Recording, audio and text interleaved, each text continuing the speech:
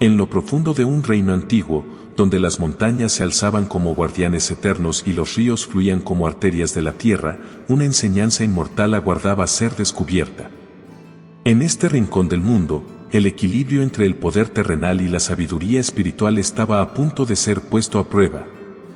Y las almas de dos hombres serían las protagonistas de una historia que resonaría a través de los siglos, llevando consigo lecciones eternas para todos aquellos dispuestos a escucharlas. Aquí, en este escenario mágico y remoto, los bosques vibraban con el susurro del viento y las flores silvestres florecían con un esplendor que reflejaba la esencia misma de la vida. En un monasterio apartado rodeado de bambúes que susurraban al viento y bajo el cielo que cambiaba con una paleta infinita de colores, vivía un monje de una serenidad incomparable. Su nombre era Ananda, y su reputación de sabiduría había cruzado valles y colinas, llegando incluso a los oídos del gobernador de la provincia, un hombre llamado Devadatta. Devadatta era conocido por su ambición desmedida, su temperamento volátil y su tendencia a imponerse sobre los demás con una fuerza implacable. Para él, el poder era la única moneda de valor, y la paciencia, una debilidad reservada para los humildes. Sin embargo, había algo que perturbaba su mente, rumores de que este monje, un hombre sin riquezas ni ejércitos, poseía una influencia que ni el oro ni las espadas podían comprar. Intrigado y escéptico, Devadatta decidió visitar al monje con la intención de desafiar su sabiduría, de descubrir si había algo que este hombre sencillo pudiera enseñarle. Su curiosidad estaba mezclada con una sombra de arrogancia, convencido de que su poder lo había preparado para cualquier tipo de conocimiento. En su interior, una chispa de competencia se encendía mientras se dirigía hacia el monasterio. Una mañana, mientras el sol ascendía perezosamente, iluminando las laderas con un fulgor dorado, Devadatta llegó al monasterio. Estaba acompañado de una escolta de guardias, y su presencia emanaba autoridad. Al cruzar el umbral del monasterio, se sintió rodeado por una calma que contrastaba brutalmente con su mundo de intrigas y conquistas. Los cantos de los monjes resonaban en el aire, una melodía que parecía disolver las preocupaciones como la niebla ante el amanecer. Frente al altar principal, sentado en una humilde estera, estaba Ananda, con una sonrisa leve y ojos que parecían mirar más allá de lo visible. La atmósfera era tan intensa que incluso los guardias, acostumbrados a la intimidación y la violencia, se sintieron pequeños y humildes, como si una fuerza invisible hubiera apaciguado sus corazones. Las aves trinaban suavemente desde las ramas cercanas, acompañando la escena con una quietud casi sobrenatural. El aire estaba impregnado del aroma de flores silvestres, y cada rincón del monasterio parecía irradiar una energía que Devadatta no podía ignorar. «Monje Ananda», dijo Devadatta con un tono que intentaba ser amistoso pero no podía ocultar su altivez. «He oído mucho sobre tu sabiduría. Algunos dicen que incluso los poderosos buscan tus consejos. Pero dime, ¿qué podrías enseñarme a mí, un hombre que ya lo tiene todo?» Ananda lo observó por un momento en silencio, como si buscara las palabras adecuadas en el vasto paisaje de su mente. Luego, con una voz calmada y profunda respondió: «El que cree poseerlo todo, mi señor, suele ser el que más vacío está. Permíteme contarte una historia». Y así comenzó. Ananda relató la historia de un mercader que, obsesionado con acumular riquezas, había olvidado la alegría de vivir. Un día, al borde de la muerte, el mercader descubrió que sus tesoros no podían salvarlo ni traerle consuelo. En sus últimos momentos, solo deseó haber pasado más tiempo con su familia y haber cultivado la bondad en lugar de la codicia. Cada palabra de Ananda era como un pincel que pintaba un cuadro en la mente de Devadatta, pero en su corazón, el gobernador se resistía a aceptar que esta historia tuviera algo que ver con él. Sin embargo, algo en su interior comenzaba a inquietarse, una chispa de duda que pronto se convertiría en una llama de reflexión. Mientras escuchaba, una serie de recuerdos de decisiones tomadas con frío cálculo comenzaron a invadir su mente. Las voces del pasado, los rostros de aquellos que había dejado atrás en su búsqueda de poder, empezaron a cobrar vida en sus pensamientos. Devadatta escuchó en silencio, pero al finalizar la historia, su semblante mostró una mezcla de desdén y desconfianza. «Es una historia conmovedora, monje, pero yo no soy ese mercader.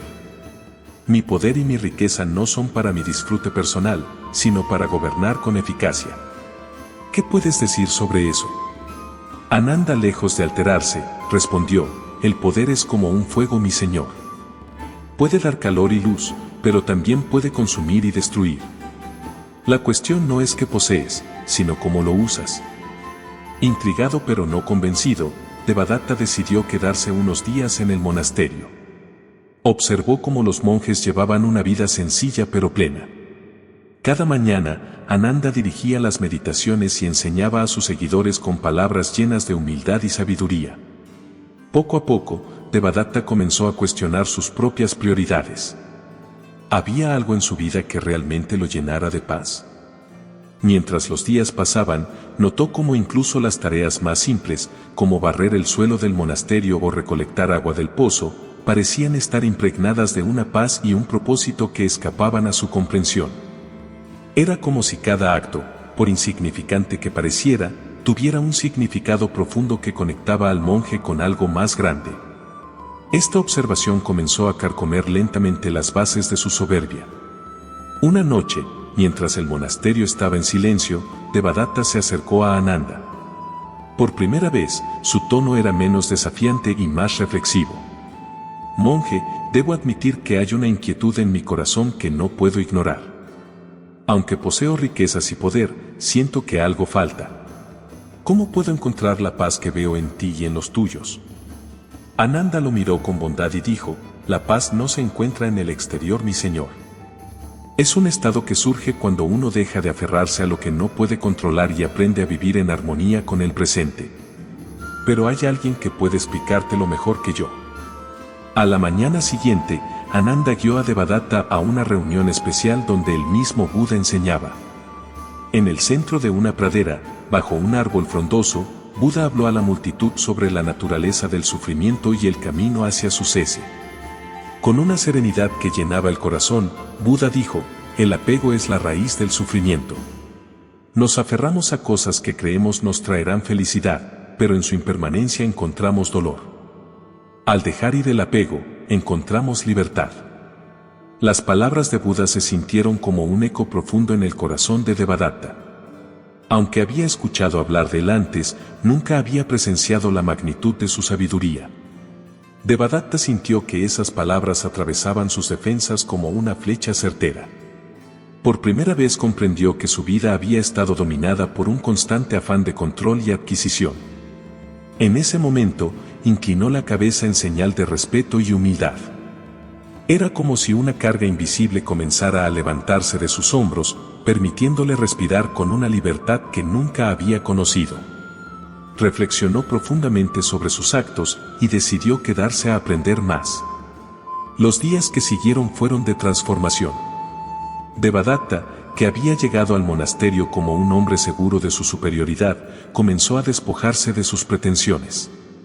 Participó en las tareas diarias, ayudó a los monjes y pasó largas horas en meditación. En esos momentos de silencio encontró una claridad que nunca había experimentado. Comenzó a comprender que el verdadero poder no reside en dominar a otros, sino en dominarse a sí mismo. Notó cómo sus pensamientos se aquietaban, como la ansiedad que siempre había sentido comenzaba a disiparse. Por primera vez en su vida, experimentaba lo que significaba estar verdaderamente presente. Mientras tanto, los monjes lo observaban en silencio, reconociendo el cambio que comenzaba a brotar en él. Cuando finalmente regresó a su puesto como gobernador, su enfoque había cambiado. Ahora gobernaba con compasión, buscando el bienestar de su pueblo en lugar de solo su propia gloria. Introdujo reformas que ayudaron a los más necesitados y buscó resolver conflictos con sabiduría en lugar de fuerza. La gente pronto notó el cambio, y su reputación como un líder justo creció. Pero Devadatta no se atribuía el crédito, siempre mencionaba las enseñanzas que había recibido en el monasterio. Cuando hablaba con sus consejeros y ciudadanos, compartía anécdotas y reflexiones, inspirando a otros a buscar la paz interior y el equilibrio. Su nombre, antes temido por su rigor, comenzó a ser venerado por su sabiduría. Años después, cuando Devadatta ya era un anciano, volvió al monasterio para visitar a Ananda. Con lágrimas en los ojos, le agradeció por haber plantado la semilla del cambio en su corazón. Ananda, con su habitual sonrisa, simplemente dijo: el crédito no es mío, mi amigo. La verdad siempre ha estado dentro de ti, yo solo te ayudé a verla.